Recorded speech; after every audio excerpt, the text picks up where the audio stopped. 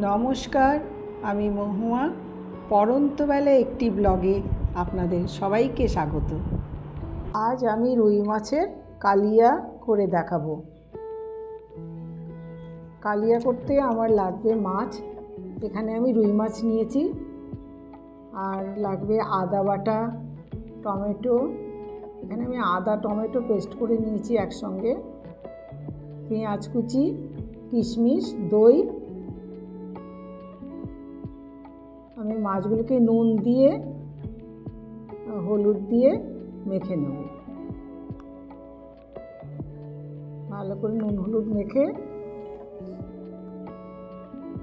আমি মাছগুলোকে ভেজে নেব।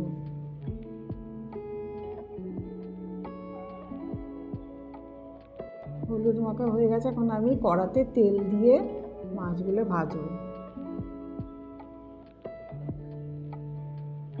এক এক করে সব মাছ আমি ভেজে নেব।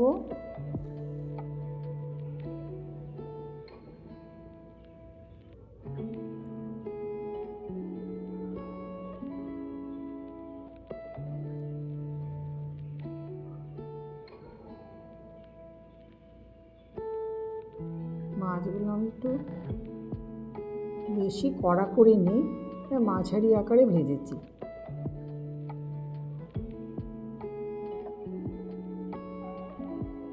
এবার ফোড়নের জন্য আমি জিরে, তেজপাতা, শুকনো লঙ্কা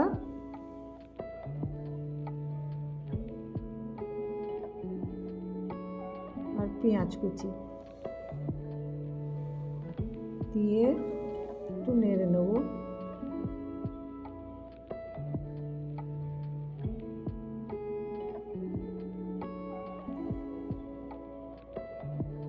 পেঁয়াজ ভাজাতে একটু নুন দিলাম।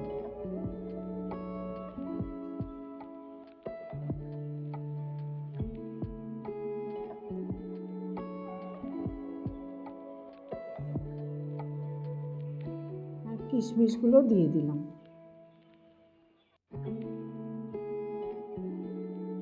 হালকা ভেজে নেব কিশমিশগুলো।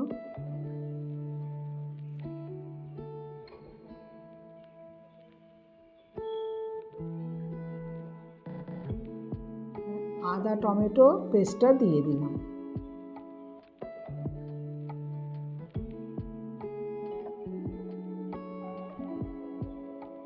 কাশ্মীরি লঙ্কা, নুন, একটু হলুদ,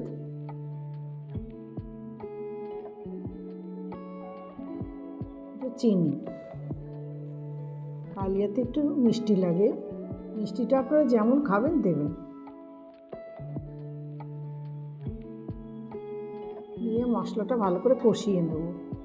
মশলায় তেলটা একটু ছেড়ে গেলে আমি একটু জিরে বাটা দেব।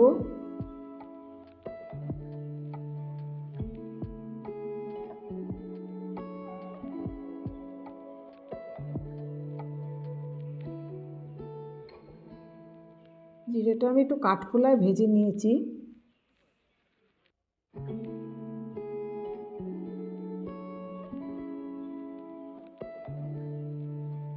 এবার একটু জল দিয়ে মশলাটা কষিয়ে নেব।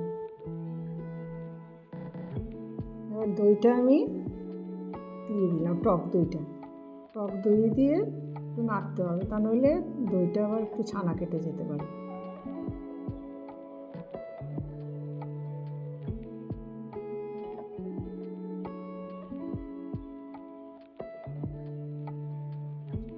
এই কালিয়াটা আমি আমার মতন করেই বানিয়েছি।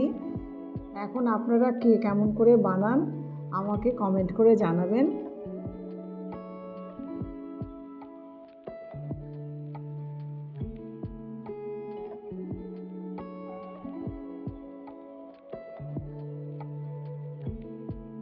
এবার একটু জল দিয়ে দিলাম।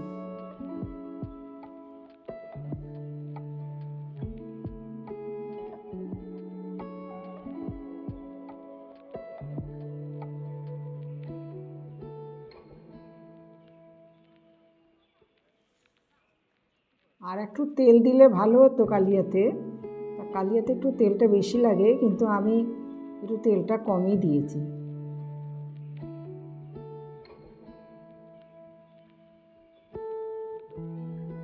কয়েকটা কাঁচা লঙ্কা দিয়ে দিলাম,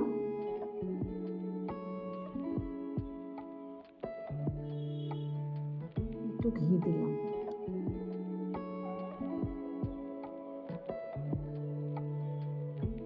এবার মাছগুলো ঝোলেতে দিয়ে দেবো।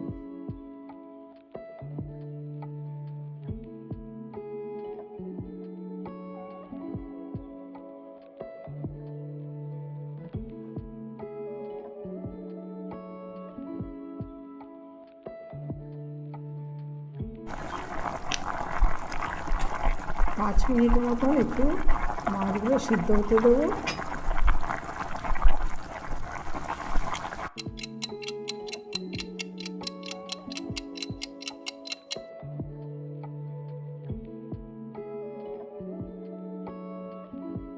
এবার আমার হয়ে গেছে, মাছগুলো পুরোপুরি সেদ্ধ হয়ে গেছে।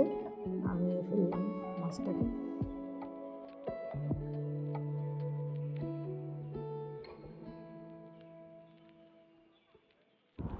এখানেই শেষ করলাম। ব্লগটা কেমন লাগলো কমেন্টে জানাবেন। আপনারা সবাই ভালো থাকুন, সুস্থ থাকুন। ভিডিওটি লাইক ও সাবস্ক্রাইব করবেন। আজ আসি, আবার আসবো নতুন একটি ব্লগ নিয়ে।